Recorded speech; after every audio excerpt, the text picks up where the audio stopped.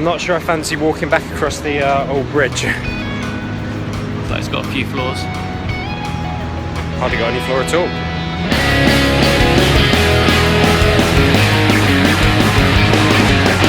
We've made it to Argentina, and the main thing that we want to do in Argentina is to go right up to the top to a place called Iguazu, which is meant to be pretty spectacular.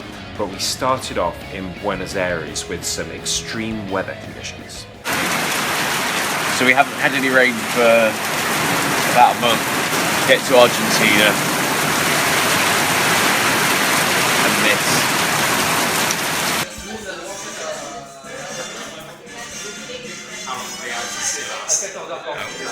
Yeah, it's back. No, got it back. And it's gone.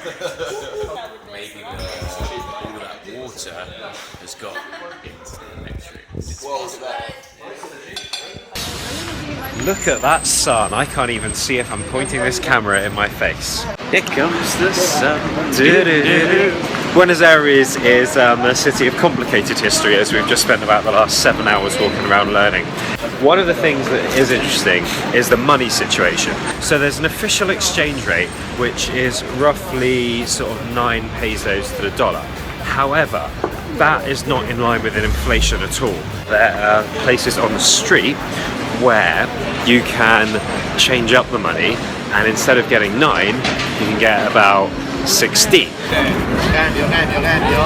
When you agree on the rate, then they take you through to a little side building that have lots of Argentinian pesos. Then it seems very official in the least official way possible, in theory, if you were going to do it. Yeah. We're on our way to find some real Argentinian steak. Hopefully this won't be a mistake. We picked this restaurant based on a recommendation from a guide that we had given us a walking tour, and it seems impossibly posh, but then everything's covered with football shirts. That is one of the most delicious steaks I've ever had. It's really beefy, it's incredibly juicy, cooked exactly as I want it. It's also almost sweet. Matthew, what's your review? Hello there. This is on par with my steak. I've had half a bottle of wine on an empty stomach after not drinking for pretty much the past month, apart from it. Ian Slater. Hi. How's your evening been? We've had a thoroughly enjoyable evening with good steak, good Melbeck, and average company. Cheers. Just tried to get an ice cream from an Esso garage. Turns out they only sell petrol. Amateurs. We had a choice. We could take about a 24-hour coach trip right up to the top of Argentina to get to Iguazu, which is where we need to get to. Or we could take a detour through Uruguay, which is exactly what we decided to do. We're leaving Argentina for the first time, going to Colonia. Something. We've just been through border control where there's 2 people sitting next to each other. The guy on the left is for exiting Argentina and the guy on the right is for entering Uruguay. So now, even though we're still in Buenos Aires, where my passport says I'm in Uruguay, which is cool. Oh, Colonia Express. Panic, find a seat, panic. As soon as we pulled out the pool, everything went crazy. Everyone's running to the duty-free shop.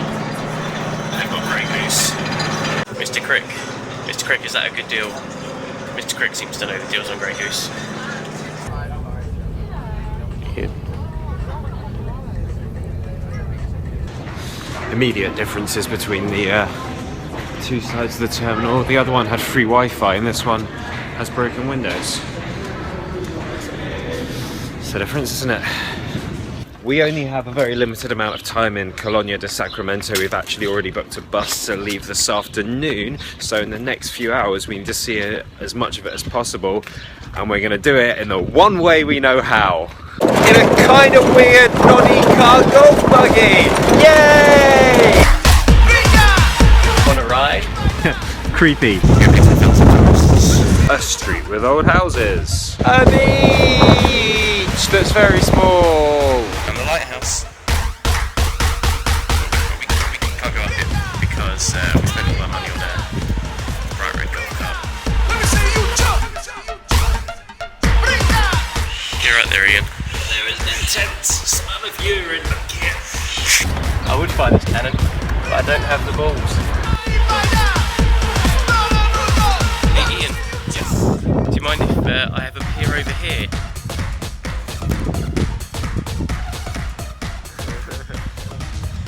Idiot. We spent a few days travelling around Uruguay and nothing interesting happened. So we then decided to pop back across the border to Argentina.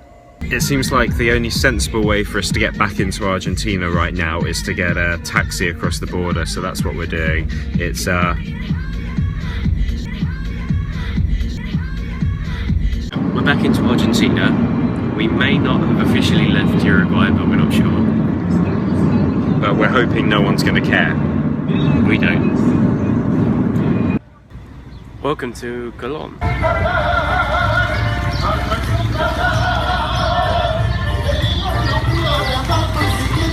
So the next game we're going to play is how many of these have they got in Colón? First question. How many sets of traffic lights are there in Colón? Oh, good question, Ian. 7. It's actually 6. So few that they're even marked on the map. Ugh. How many cash machines are there in Colón? Oh, crikey. 20.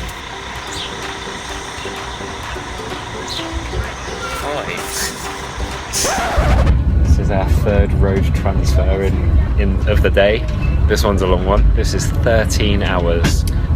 Uruguay was not worth it. Can you name one good thing about Uruguay? One thing you liked about Uruguay? The people in Colón. No, that's Argentina. We finally made it to Iguazu, which was the whole point of going to Argentina in the first place. It was warm and we woke up really early in the morning to go see one of the most spectacular sights I've ever seen. TLC once said, don't go chasing waterfalls. Didn't listen to them. That's what we're doing today. There are big groups of white tourists. There's lots of really flat, very clean concrete paths, and there's just a sense of like warmth and humidity in the air, so it literally does feel like going to Walt Disney World, Florida. Tourist, theme park, and then we're going to do a 3.5 kilometre trek down to a waterfall through the jungle. We are quite clearly the first ones walking this trail this morning. I'm a butterfly. I can feel my face just covered in like little strands of spider web, and we've had a few spiders get caught up in our hair. It does make us feel like real explorers in silly glasses. Just a butterfly on my cap, no biggie.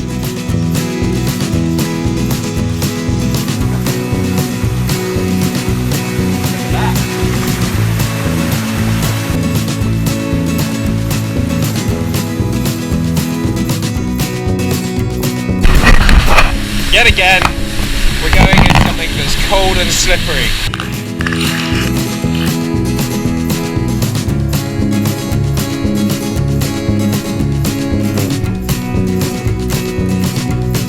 The air temperature's really warm. It was awesome!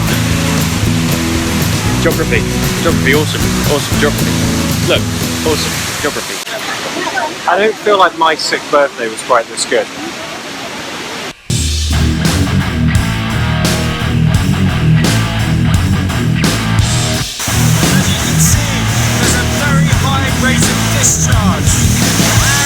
We're having a cultural exchange with Cesar.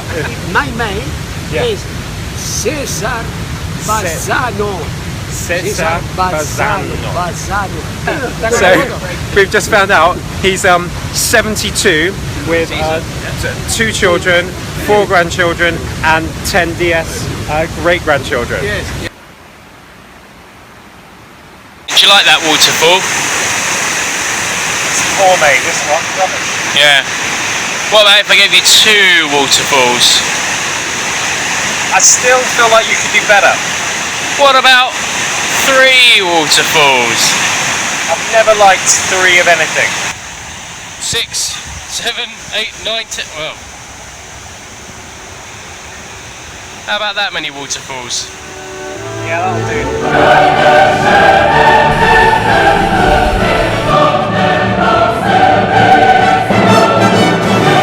The contrast between the quite calm river and then the waterfall is just so stark and impressive.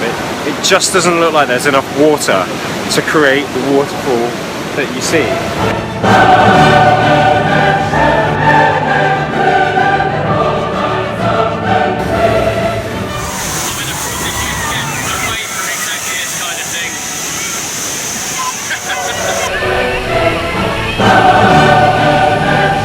So for the past 8.5 hours we've been having a look for toucans, finally seen them.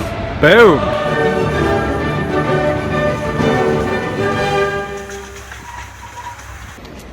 To finish off the day, we're going to what should be the most spectacular part of the falls, Gancha del Diablo, or the Devil's Throat. And we're walking over a kilometre over a part of the river to see this view. Okay, I'm near the edge. You can see the calm water behind me, and then we're about to see.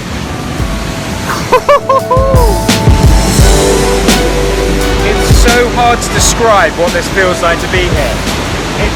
Your eyes have no way to get perspective on it, and just this sheer amount of water. It looks like it's a slow motion movie explosion or something. It just doesn't look real.